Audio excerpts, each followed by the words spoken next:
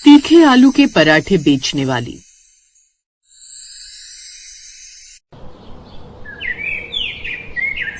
मीनाक्षी हरिनगर गांव के पास में आलू के पराठे का ठेला लगाया करती है और उसके पास पराठे खाने के लिए बहुत ही कम लोग आया करते।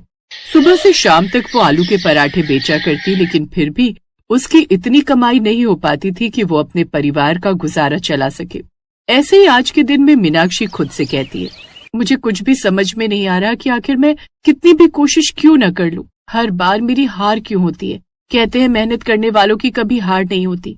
क्या मैं मेहनत नहीं करती? कितने महीने हो गए हैं मुझे ये सोचकर ठेला लगाते हुए कि आज नहीं तो कल मेरी कमाई बहुत अच्छी होगी, लेकिन हर रात मेरे हाथ लगता है तो वो पैसा नहीं होता, वो सिर्फ और सिर्फ निराशा होती है। आखिर क्यों?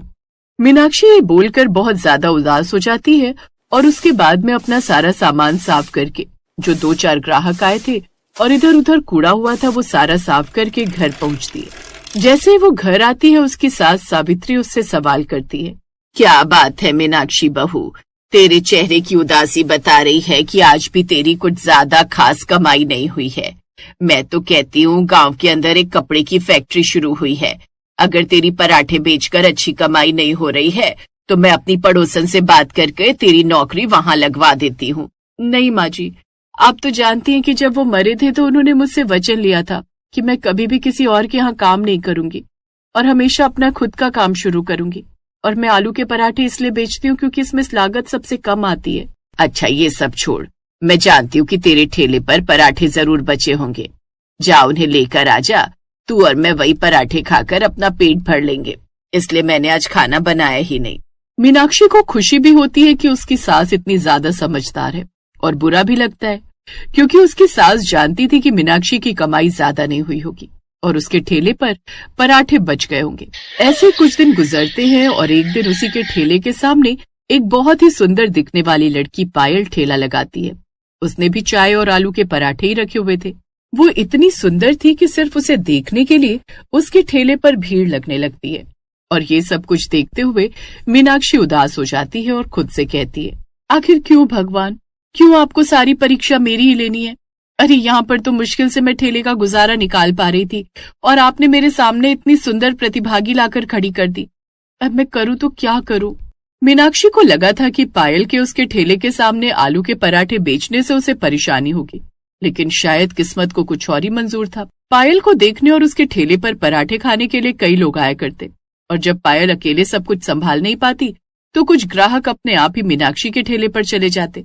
ऐसे ही एक औरत पायल के ठेले पर आती है और कहती है, बहन जी जरा मुझे 4 आलू के पराठे पैक कर दो, घर पर मेहमान आए हुए हैं। आपके घर पर मेहमान आए तो मैं क्या करूं बहन जी? देखिए आपसे पहले भी यहाँ पर 4 लोग खड़े हैं, अगर मैं आपको पहले पैक करके दूंगी तो उन्हें बुरा लगेगा। आप कृपया इंतजार कीजिए। नहीं बहन जी, मेरे पास इतना समय नहीं कि मैं इंतजार कर सकूं, मेहमान नाराज हो जाएंगे। कोई बात नहीं, मैं सामने वाले ठेले से खरीद लेती हूँ। वो औरत ये बोलकर अब मीनाक्षी के ठेले पर चली जाती है और उसे 4 पराठे पैक करके ले जाती है। ये सब कुछ देखकर मीनाक्षी को भी बहुत खुशी होती है क्योंकि अब जो भी ग्राहक इंतजार नहीं कर पाता या जो भी पायल को दूर से देखना चाहता, वो मीनाक्षी के ठेले पर खड़े होकर पराठे खा लिया करता और पायल को निहार भी लिया करता। इन सब चीजों से मीनाक्षी को बहुत फायदा हो रहा था। आज भी मीनाक्षी की इतनी कमाई हो गई थी कि उसका 1-2 दिन का गुजारा चल जाए, लेकिन वहीं पायल ये सब कुछ देखकर जल रही थी। वो खुद से कहती है, अब मैं अपनी पराठे बेचने की जगह को बदल नहीं सकती, लेकिन क्या करूं? यहाँ पर पराठे का ठेला लगाने से मुझसे ज्यादा तो इस सामने वाली पड़ोसन का भला हो रहा है। मुझे कुछ तो ऐसा करना ही होगा जिससे ये यहाँ पर पराठे बेचना छोड़ दे। अब ऐसा ही होता है।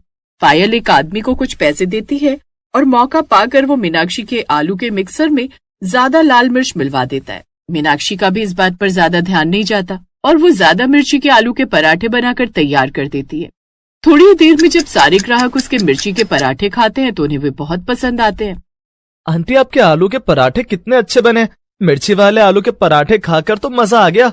लोग तो नॉर्मल आलू के पराठे बनाते हैं, लेकिन जब हम इस ठंडे ठंडे दही के साथ ये मिर्ची वाले पराठे खा रहे हैं तो बहुत अच्छा लग रहा है। हाँ बेटा, वैसे तो मेरी जुबान को उम्र की वजह से कुछ महसूस ही नहीं होता, लेकिन तेरे ये मिर्ची वाले पराठे इस गर्मा गर्म कड़क चाय के साथ खाकर तो मजा ही आ गया। ऐसे ही पराठे बनाया कर। मीनाक्षी वैसे तो ये बात सुनकर हैरान रह जाती है क्योंकि उसे खुद नहीं पता था कि पराठे में इतनी मिर्ची है। तभी वो एक पराठा खुद खाकर देखती है और अपने मन में कहती है, हे भगवान, इतने तीखे आलू के पराठे! मैं तो इतनी मिर्ची कभी डालती नहीं हूँ। फिर ये क्या हो गया? इतने सालों से यहाँ पर आलू के पराठे बेचने का काम कर रही हूँ। ये भूल मुझसे तो नहीं हो सकती। जरूर ये किसी की चाल है, पर किसकी? मीनाक्षी ये बोलकर जब आसपास देखती है तो पायल उसे अपने ठेले से घूर रही होती है। उसका ध्यान अपने ग्राहकों पर कम और मीनाक्षी के ठेले पर ज्यादा होता है।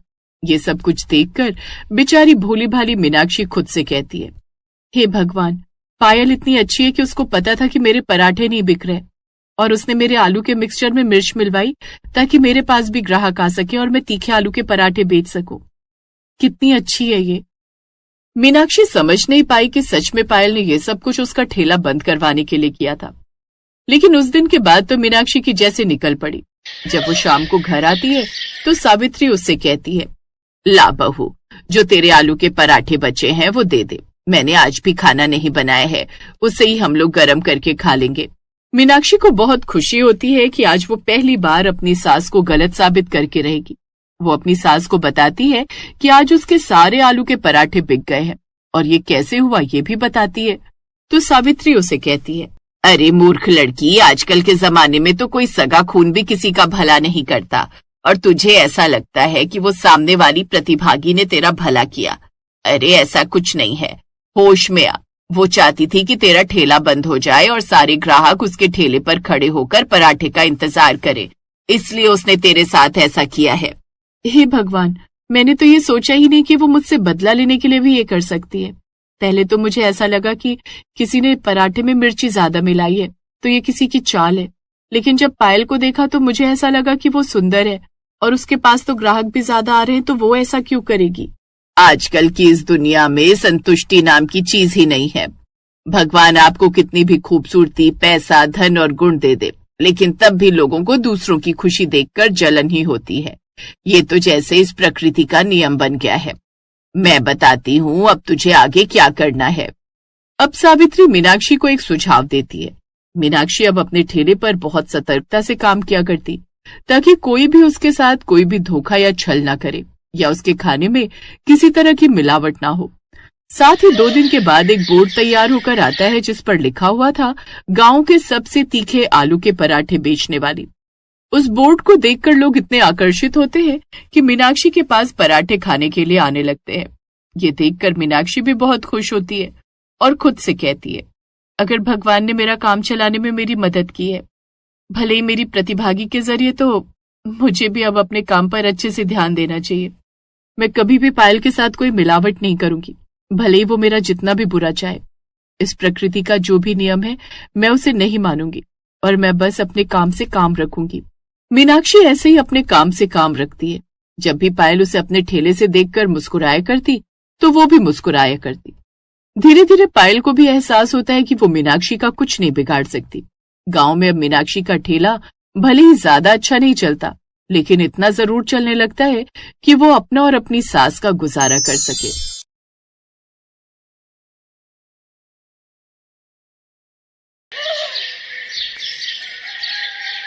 गरीब गुंजन सुबह जल्दी उठकर काफी सारे आलू के पराठे बना लेती है और उन्हें अपनी साइकिल पर रखकर बेचने निकल पड़ती है।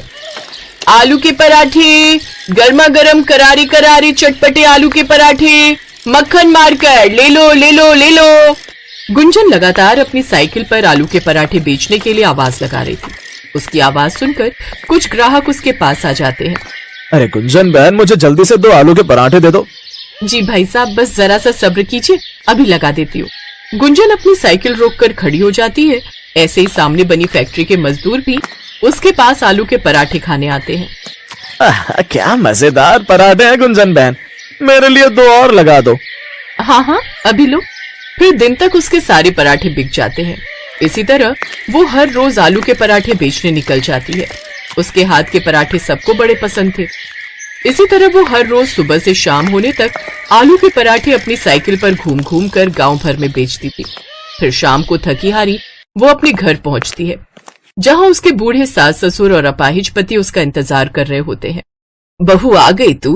कब से मैं तेरी राह देख रही थी। घर में राशन खत्म हो गया है, अब खाने में क्या बनाएं? आप चिंता मत करिए माँ जी, आज जो कमाई हुई है उनमें से कुछ का मैं राशन ले आती हूँ और बाकी के बचे हुए पैसों से मैं आपकी दवाई भी ले आती हूँ। थकी हारी गुंजन थैला लेकर राशन लेने बाजार चली जाती है और वहीं से दवाई भी ले आती है। फिर घर आकर वो खाना बनाने लगती है कि देखती है कि आग जलाने के लिए लकड़ियां तो खत्म हो गई हैं। अरे घर में तो लकड़ियां भी नहीं है, मुझे अभी जंगल जाकर लकड़ियां लानी होगी। गुंजन लकड़ियां लेने चली जाती है। कुछ देर बाद घर लौटकर वो सबके लिए खाना बनाती है, फिर सबको खाना परोस कर बर्तन धो देती है। इन्हीं सब में उसे रात का 1 बज जाता है। फिर 4 घंटे की नींद लेकर वो सुबह फिर जल्दी उठकर घर का सारा काम निपटाकर चूल्हे पर आलू के पराठे बनाकर तैयार कर लेती है। फिर अपनी साइकिल पर उन्हें बेचने निकल पड़ती है। आलू के पराठे, करारे करारे स्वादिष्ट आलू के पराठे ले लो। कुछ देर बाद वो बाजार में जाकर खड़ी हो जाती है। ये देख दूसरे फेरी वाले गुस्सा होने लगते हैं। जब से गुंजन आलू के पराठे बेचने लगी है तब से हमारा धंधा चौपट हो गया।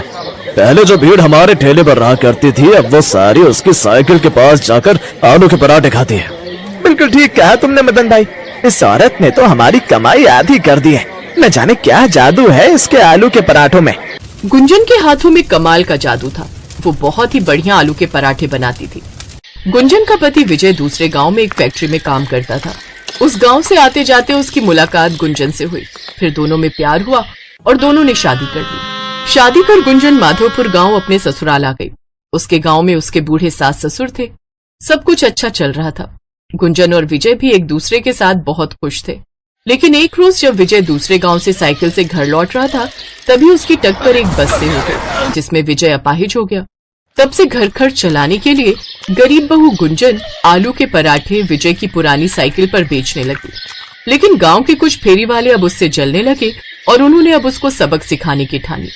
एक रात, राजू अच्छा मौका है, अभी वो सब सो रहे होंगे। बता दे उस साइकिल वाली को हम लोगों से पंगा लेने का क्या अंजाम होता है। तोड़ दे उसका ये साइकिल ढाबा। अभी लो हुजूर। राजू और मदन मिलकर उस गरीब बहू का साइकिल ढाबा तोड़ देते हैं। अगली सुबह जब गुंजन बाहर आई तो अपनी साइकिल का ये हाल देखकर हैरान रह गई। हे राम, ये क्या हो गया? किसने किया ये सब? आखिर किसने ये मेरा साइकिल ढाबा तोड़ दिया? अब मैं क्या करूंगी? अपने आलू के पराठे कहाँ बेचूंगी? अब इतने पराठे बनाए, आज बेचने नहीं गई तो बहुत नुकसान होगा। कीड़े पड़े उसे जिसने हमारी साइकिल का ये हाल किया है। बहू तू घबरा मत, अपने पास वो टोकरी है ना, तू उसी में ले जाकर अपने आलू के पराठे बेचने जा। अपनी सास की बात गुंजन को सही लगती है और वो टोकरी में आलू के पराठे और माखन सर पर रखकर बेचने निकल पड़ती है। लेकिन जहां वो पहले कुछ ही मिनटों में पहुंच जाती थी, अब उसे वहां पहुंचने में काफी वक्त लगता था। साथ ही पैदल घूम घूम कर वो थक भी जाती थी। फिर शाम को थकी हारी वो घर पहुंचती है। क्या हुआ गुंजन, तुम्हारा चेहरा क्यों उतरा हुआ है? आज साइकिल न होने के कारण मैं ज्यादा जगह पराठे बेचने नहीं जा पाई, जिससे आज ज्यादा बिक्री भी नहीं हुई और पराठे भी काफी बच गए। ये सब मेरे कारण ही हो रहा है ना। काश ना मैं अपाहिज होता और ना तुम्हें इतने दुख देखने पड़ते। क्या सोचकर तुम्हें ब्याह कर लाया था कि तुम अनाथ हो, जो प्यार खुशियां तुम्हें मायके में नहीं मिल पाई वो मैं तुम्हें दूंगा। लेकिन यहाँ आकर तो तुम्हारी हालत कैसी हो गई है। अब परेशान मत होइए जी, मैं आपके साथ खुश हूँ और भगवान ने एक रास्ता बंद किया है तो वो दूसरा भी जरूर खोलेगा। और बहू, जो पराठे बच गए हैं ना, उन्हीं को गरम कर दे, आज हम वही खा लेंगे। वो सब वही सुबह के बने हुए आलू के पराठे खाते हैं और सो जाते हैं। फिर अगले दिन वो फिर से आलू के पराठे बनाकर टोकरी में रखकर बेचने निकल जाती है। आलू के पराठे ले लो, आलू के पराठे। लेकिन उस रोज भी उसकी ज्यादा बिक्री नहीं हो पाती और वो उदास होकर एक पेड़ के नीचे बैठ जाती है। हे भगवान, ऐसा ही चलता रहा तो मैं कैसे अपना घर चला पाऊंगी? घर का राशन, सबकी दवाइयां, सब कैसे होगा? शाम को गुंजन फिर मायूस सा चेहरा लेकर घर आ जाती है। उसके परिवार वाले उसकी हालत देख समझ जाते हैं कि उसकी आज भी कुछ खास बिक्री नहीं हुई। वो सब भी मायूस हो जाते हैं। तभी उसके पास उसकी सहेली और पड़ोसन रजनी आती है। अरे गुंजन बहन, तुम आ गई? मैं कब से तुम्हारी राह देख रही थी। कहो, क्या बात है रजनी? तुम्हें पता है अपने गांव में ना एक बहुत बड़ी प्रतियोगिता होने वाली है खाने को लेकर। जो भी सबसे अच्छा खाना बनाकर जजेस को इम्प्रेस करेगा उसे पूरे 10 लाख का इनाम मिलेगा। क्या 10 लाख? हाँ सोच गुंजन, अगर तुम ये प्रतियोगिता जीत गई तो तुम्हें पूरे 10 लाख का इनाम मिल जाएगा। वैसे भी तुम पराठे बनाने में तो माहिर हो। जैसा स्वाद तुम्हारे हाथ के पराठों में है ना, ऐसा कहीं नहीं। और भाग लेने में क्या जाता है, कौन सा इसके पैसे लग रहे हैं। बस फिर क्या था, गुंजन रजनी के साथ वहां गई और उसने प्रतियोगिता में अपना नाम लिखवा लिया। 3 दिन बाद प्रतियोगिता का दिन भी आ जाता है, जहां और भी कई अच्छे घरों की औरतों ने पार्टिसिपेट किया होता है। उन औरतों को देख वो घबरा जाती है। हे भगवान, इन सबको तो मुझसे अच्छा खाना बनाना आता होगा। हे प्रभु, मेरी रक्षा करना। प्रभु का नाम लेकर गुंजन खाना बनाने लग जाती है। वो आलू के मजेदार पराठे बनाकर तैयार कर लेती है। कुछ ही देर में पूरे हॉल में आलू के पराठों की महक फैल जाती है। फिर जजेस अपना फैसला सुनाते हैं। यहाँ पर कई बड़े बड़े घरों की महिलाएं भी शामिल हैं जिन्होंने कई महंगी महंगी और नई डिशें बनाई हैं, लेकिन जो स्वाद तुम्हारे हाथों के आलू के पराठों में है वो कहीं भी नहीं। इसीलिए इस प्रतियोगिता को तुम जीत गई हो, साथ में 10 लाख का इनाम भी।